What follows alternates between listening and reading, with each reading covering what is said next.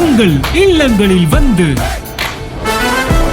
உங்கள் உள்ளங்களை உயிர்ப்பிப்பது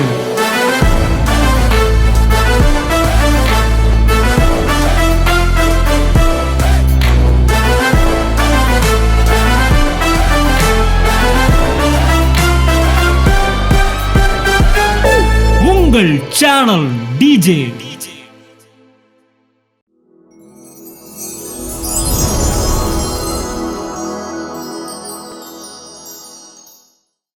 கர்த்தருக்கு ஸ்தோத்திரம். நான் விருதுநகர் பக்கத்தில் சாத்தூர் அருகில் இருக்கிற ஒரு கிராமத்திலேருந்து வந்திருக்கேன். நான் ரொம்ப எனக்கு கிட்னி பிரச்சனை. 5 நிமிஷம் இப்போ கூட நின்று 5 நிமிஷம் பேச முடியாது என்னால். 5 நிமிஷத்துக்கு ஒரு 10 நிமிஷத்துக்கு கூட யூரின் பாஸ் ஆகிட்டே இருக்கு. ரொம்ப கஷ்டப்பட்டேன். என்னுடைய கிட்னி பிரச்சனையை என்னன்னு தெரியலன்னு. பஸ்ஸில் போனாலும் யூரின் வந்துடும். நான் கண்டக்டர் சொல்லுவேன், ஐயா கொஞ்சம் இறக்கி விட்டுருங்க, யூரின் பாஸ் பண்ணேன். அவர் கடைசியில் என்ன பண்ண, நீ எப்படி போன்னு சொல்லி இறக்கி விட்டே போடுவாங்க. நான் அங்கேருந்து நடந்தே போவேன். இதுக்காக பயந்துக்கிட்டு தான் நான் எங்கேயுமே ட்ராவல் பண்ணுறதே கிடையாது. ஒரு நாள் என்ன, வீட்டில் உட்காந்து நான் டிவி ஆன் பண்ணேன். ஆன் பண்ணும்போது நோ சிக்னல்னே வந்துச்சு எல்லாமே. 31/1/25 ஜனவரி நைட்டு 9:25. அப்போது 200 சேனலை ஆன் பண்ணி பார்ப்போன்னு சொல்லிட்டு பார்த்தா டிஜேஎஸ் சேனல்னு ஒன்று வந்துச்சு. அதில் ஒரு ஃபேமிலி சாச்சி கொடுத்துருந்தாங்க. அவருடைய கணவருக்காக அந்த அம்மா சொல்லிச்சு, வீட்டுக்காரருக்கு எத்தனையோ நான் வைத்தியம்லாம் பண்ணி இந்த கிட்னி பிரச்சனை போவே இல்லை, டாக்டர்லாம் கைவிட்டாங்க, நீங்கள் வீட்டுக்கு கூப்பிட்டு போய் நீங்களாம் பண்ணிக்கோங்கன்னு சொல்லி இது பண்ணாங்க. இருந்தாலும் நான் இந்த சபைக்கு வந்தேன். சபைக்கு வந்த உடனே எனக்கு இங்கே கொஞ்சமாக எல்லாம் சுகமாகி இப்போ நல்லா இருக்கிறோம் அப்படின்னு சாட்சி சொல்லும்போது நான் ஆவலாக கேட்டுக்கிட்டு இருந்தவன் என்ன பண்ணேன், சரி ஆண்டவர் நமக்கும் இந்த இதில் ஆன்லைனில் தானே பேசுகிறாங்க, நம்ம தலையில் கை வச்சு ஜெபிச்சா தானே நமக்கு நடக்குமே அப்படின்னு நினச்சிட்டு நம்பிக்கையிலேருந்து சரி ஆன்லைன்லேயே கேட்போம் அப்படின்னு சொல்லிட்டு மேலே ஒரு டிஸ்பிளே நம்பர் வந்தது. அதுக்கு ஃபோன் பண்ணோன்னே அந்த சகோதரர் எடுத்து கேட்டார், ஐயா உங்களுக்கு இந்த கிட்னி பிரச்சனையானார். அப்போ கேட்டேன் நான், ஐயா உங்களுக்கு எப்படி தெரியும் நீ கிட்னி பிரச்சனை அப்படின்னு. இல்லை நான் கேட்குறேன் அப்படின்னாரு. ஆமாங்க, இதனால் நான் ரொம்ப சிரமப்பட்டுக்கிட்டு இருக்கேன், பாத்ரூம் பக்கத்துலேயே தான் உட்காந்து பேசிக்கிட்டே இருக்கேன். இன்னையிலேருந்து கர்த்தர் உங்களுக்கு புது கிட்னி அங்கேருந்து அனுப்பி வைக்கிறாரு, நீங்கள் சுகமாயிட்டீங்க அப்படின்னாரு. எனக்கு ஆச்சரியமாக போச்சு, என்னடா மந்திரவாதி சொல்கிற மாதிரி சொல்கிறாரே அப்படின்னு சொல்லிட்டு சரின்னு சொல்லிட்டு நான், ஐயா ஜெபம் பண்ணுங்க அப்படின்னாரு. அப்போ நான் பொருத்தனை பண்ணேன், எனக்கு இப்போ சுகமாயிடுச்சுன்னா ஆண்டவரே இந்த சபை எங்கே இருந்தாலும் மதுரையில் தேடி பிடிச்சி நான் சாட்சி சொல்வேன் அப்படின்னு ஒரு பொருத்தனை பண்ணேன்.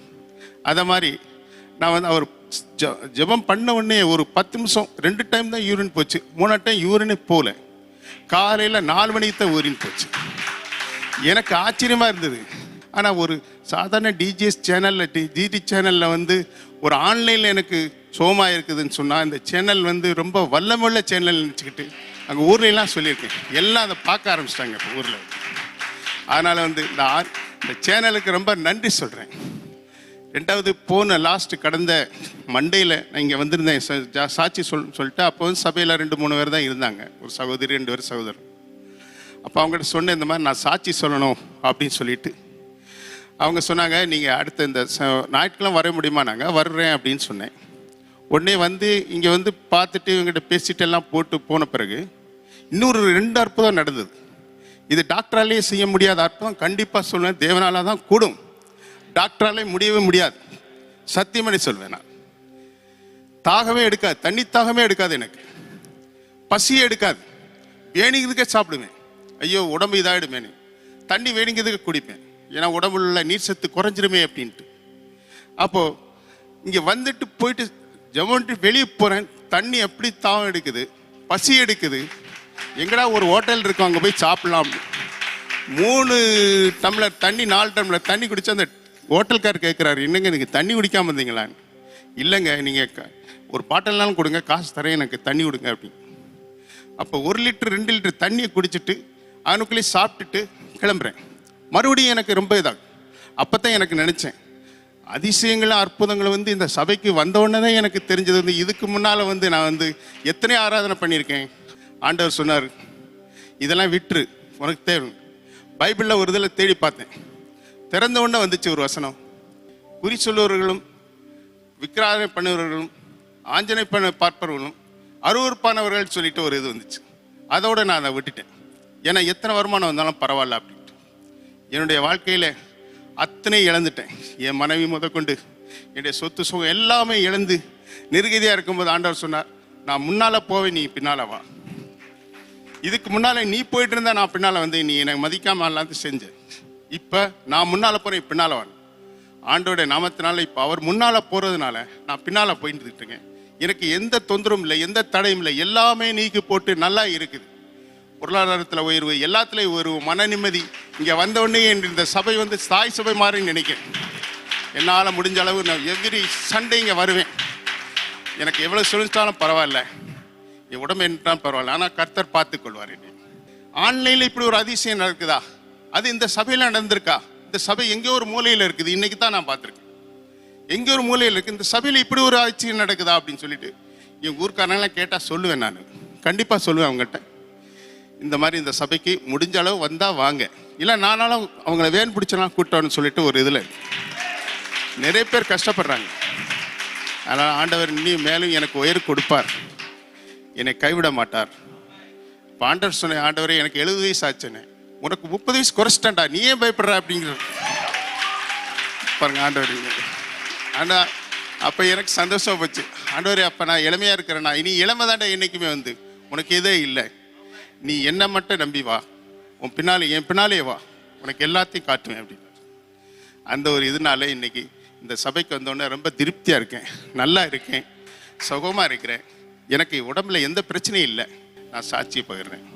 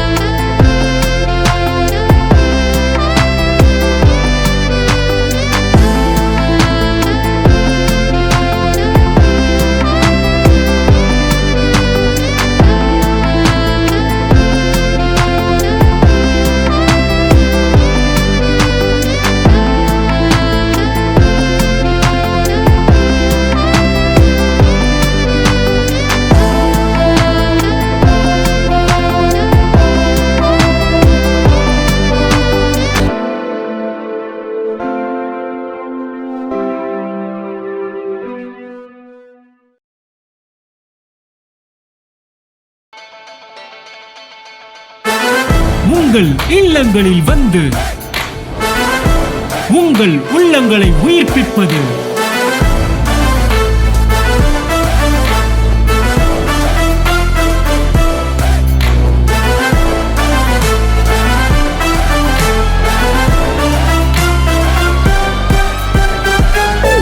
உங்கள் சேனல் டிஜே.